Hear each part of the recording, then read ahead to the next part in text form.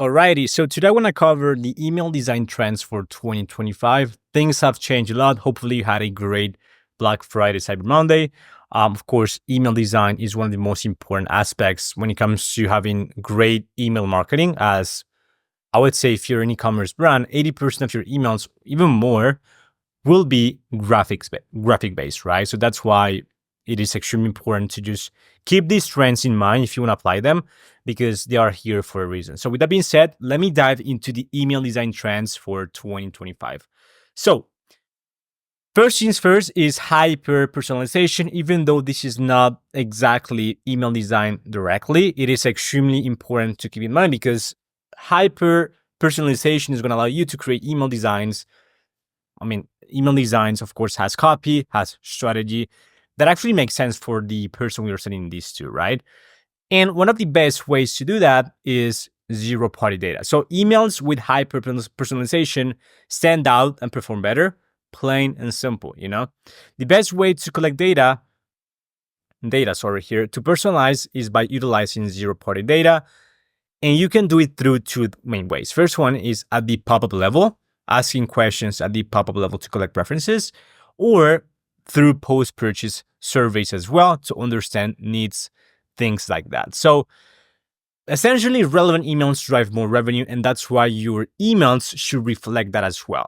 For example, you can recommend solutions based on a specific pain points that the person that, for example, completed the pop-up explain or that they want out of your product, right? Or you can recommend solutions based on past purchases from the customers. For example, here I've got some examples of pop-ups collecting zero-party data. For example, here this is a creatine brand. You've got 20% cash back on your first order. What scientifically proven benefit of creatine are you most interested in? And then, of course, you reply. You submit your, you provide your email address, and they will have a welcome flow tailored to what you responded here, right? So of course it resonates way more with you and it's more personalized and just it converts way better. Since we started implementing zero-party data with our clients, with the brands we work with, we've seen a huge improvement in conversion rates. It's been like night and day difference, to be honest with you. So if you can, please implement zero-party data today, right? Second example, you've got 20% off to claim your discount. Share with us your diet lifestyle, and again, they'll tailor the welcome series accordingly. You've got 10% off. Tell us what's your goal: better hair, skin, and nails, slimming down, balancing mood and energy, boosting immunity. And then, of course, again, they will tailor the welcome series and potentially other flows based on what you're responding here. Finally, you've got 15% off to claim. Tell us more about what you struggle with. There's a typo there. So getting to sleep, staying asleep, both. And again, they will tailor the welcome series, the copy, the actual solutions or products they provide or that they present to you based on what you responded here. So it's way, way more effective. Again, this is not exactly email design directly, but at the same time, it kind of is because you have to basically modify your email designs accordingly to what they responded, right? So really important, hyper-personalization is one of the most important things moving forward, especially as we go into 2025. Second thing is, graphic-based emails. You already know like some emails, there's like three main, I would say, types of emails. First one being image-based or graphic-based, purely, so only images, right? Second is text-based, so only text.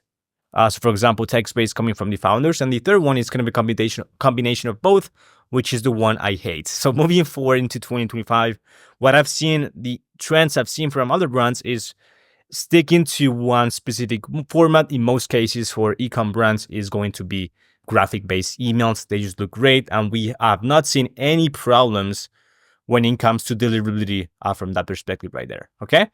Visual emails are eye-catching and memorable, pretty much, right? We love image-only emails at the agency because of two main reasons. First one, we don't have to deal with dark mode. Your emails are not going to look ugly because of dark mode, right? Second thing is image-based emails reinforce a brand's identity and they're just a piece of art, especially if the email designer knows what she or he is doing. And specifically if, for example, the design itself is also optimized for sales, right? Very important, since those are graphic-based emails, make sure you compress those slices, those PNGs, whatever you use. Keep image file sizes small to avoid long load times, just from a customer experience standpoint. Well-designed visuals build trust and make your email look professional. So for example, we actually use tiny PNG to essentially compress our PNGs or whatever we use, and it works really well. That's the platform we use all the time. Moving on, we've got the third trend that I've seen going into 2025 is minimalist designs. You see, minimalism works because simplicity cuts through the noise. There's something I hate is like when I see an email and it has a bunch of stuff crammed together, just a bunch of elements. It's overwhelming.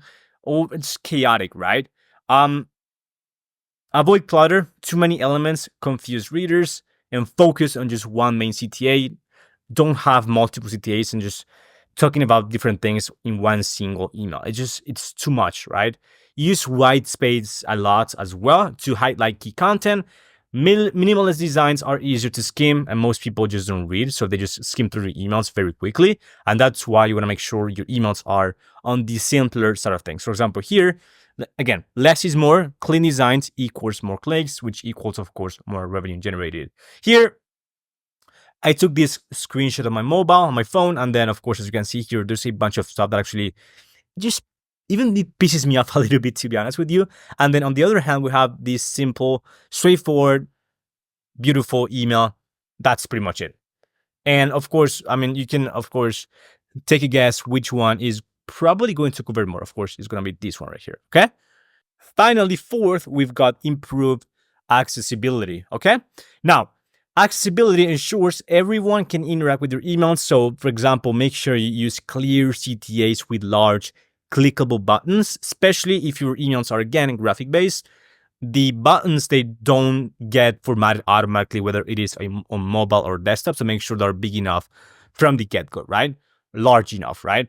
Choose legible fonts and high contrast colors. Extremely important. I'm gonna show you an example later, but make sure you use legible fonts and high contrast colors as well. Add alt text for images so the message is clear. If visuals don't load, very important as well. So inclusive design broadens your audience and improves engagement tremendously.